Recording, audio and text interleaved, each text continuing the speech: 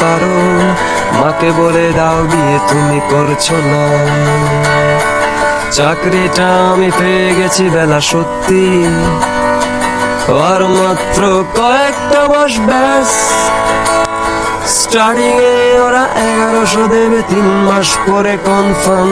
চুপ করে কেন বেলা কিছু বলছো না?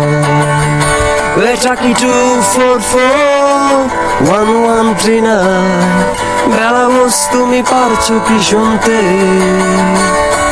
10-12 বার রং নাম্বার পেরিয়ে তোমাকে পেয়েছি, দেব না কিছুতে আর হারাতে।